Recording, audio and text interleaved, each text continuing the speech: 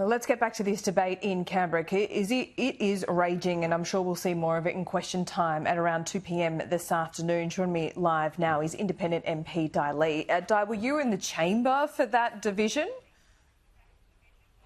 Of course, I was in the chamber for that division. Can I first start by saying that watching the whole debate or conversation around this issue is quite triggering for me. And I'll tell you why. I'm probably the only person in the House who actually have fled a war-torn country. I'm probably the only person in the House who've actually lived through the refugee experience of fleeing war and knowing the desperation of families who are innocent victims in the wars that we're seeing happening at the moment in the Middle East. So, and I have been processed, my family has been processed in refugee camps. And back in those days when we were being processed, there were a lot of fears by people that some of the communists who could have been processed as well and come to Australia. So there was a lot of those fears, again, back in those days. So I understand that, you know, Australia needs to be protected from terrorism, and everybody, you know, has to, you know, and yes, the opposition leader has the right to raise his concerns around ensuring that Australia and Australians overall are protected from terrorism or any other, you know, crimes and other vicious attacks, absolutely. But I think we need to also stop short of painting the brush on people, the Palestinians or people in Gaza as Hamas, because those people, we have seen thousands and thousands of lives being lost through the bombings.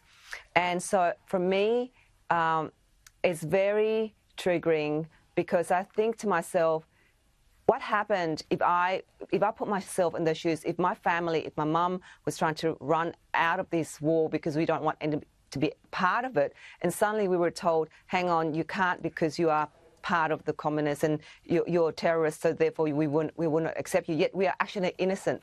So we need to make sure that we trust in our ASIO, our security intelligence agencies to tell us who, you know, they do the best that they can to process the individuals that are seeking asylum. So absolutely. Now, you cannot be 100% sure that everybody will be filtered out. You cannot be 100% sure. And that's why the importance of having a processing centre, especially when you flee, you know, war zone, to ensure that there are international communities involved to process, to make sure that you are genuine refugees. So I think we need to be be careful with our words and not to divide, but at the same time understanding that the priority of Australia to be protected, to kept safe from terrorism, absolutely. So I think it can be done without inciting, without creating, without dividing a very multicultural and multi-faith community like Australia, and in my community like Fowler. So do you think the calls from Peter Dutton and the Coalition in the last 24 hours are reasonable ones? Look, I think that the opposition is calling for, what I'm hearing is to ensure that there is proper checks and checks in terms of granting visas for people seeking asylums or seeking settlement here in Australia. And I would hope and I trust in our intelligence and security agencies such as ASIO to do that. And I will hope that that's what they're doing. And absolutely, you know, Australia, where we are today for the, you know, the arrival of many migrants from war-torn countries, we are still a very cohesive and multicultural and multi-faith society. And I have no doubt that Australia will continue to maintain that cohesion and maintain that harmony. And I just pray that that's what, you know, the Coalition is also in favour of. Zali Steggall accused the Coalition of being racists. We've also had Labor accuse Peter Dutton of essentially a dog whistle, of scaring Australians. Do you believe either of those things to be true? Look, I think that's up to those that are making those comments to see how they interpret the whole debate.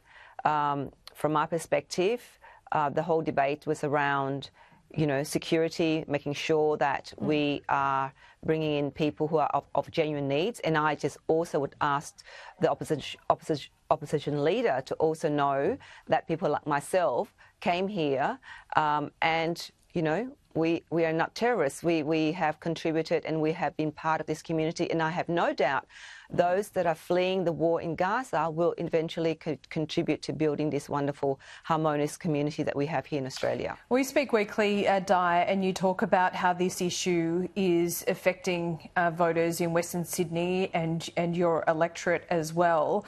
How do you think this issue might shape the next election? Again, I've been door knocking, Laura. As you know, whenever I get onto your program, I talk about the time that I spent door knocking, and I did that last week again. And when I door knocked in a more, I suppose, struggling suburbs, what they raised with me are issues around cost of living, energy bills, rent, grocery, petrol prices. These are the four main issues that people have actually raised with me in the last few weeks that I've been door knocking. And so I think that when you're on the ground, when you're at the grassroots level, people are working, especially in my electorate in Fowler, where manufacturing employs 40% of the population. People work in the construction industries, which the tradies, the retailers, the frontline workers, the nurses. I was there on the weekend volunteering at Brayside Hospital with the volunteers. In there, they're talking about, the end of life for their loved ones and how they need more volunteers to help in the hospital. So the things that I face and I hear on the ground is really different to what I actually get when I come to Parliament here in Canberra. One final question on this, because just coming from the UK and covering the UK election, there was such a skewed result in many areas. There were faith-based candidates that saw long-serving Labor MPs lose their seat. In many ways, it was, in this example, it was a huge immigrant Muslim vote. We are starting to see independent challengers challenge Tony Burke, for example, and his seat of Watson. What do you think about social cohesion? I hate that term, but for lack of a better term, what do you think about faith or race-based candidates? Because it's really not something that we've dealt with here. Look, I can only speak from on the ground. What I'm hearing are not so much around race or faith in terms of who they're looking for in their candidates. Who they're looking for, is that people actually listen to the community, generally across wider community, and if that person is actually fighting for resources, for funding, for infrastructure, to improve services. So, I know that the media and here in Parliament, it sounds like both the media and the Parliament here seems to have the same language and the same topics. But when you're actually on the ground, it's actually different topics, what people talk about and what people on the grassroots level talk about. Well, and I have no doubt in the media there's this focus around religion, faith-based. But I think it will come to the point whereby people are saying, well, what's happening to my roads? What's happening to my jobs? What's happening to my energy bills? How's the government addressing that? Is the $300 rebate enough? How small businesses are struggling so hard. So what's happening there? So I think we're talking about practical, pragmatic issues that are impacting daily lives. So I understand there's this focus at the moment in the media and in the Parliament about faith-based groups. Well, will they deliver on other issues to the community? That's what I think the people will ask them. Di Lee, good to talk to you. We'll see you soon. Thanks, Laura. Thailand's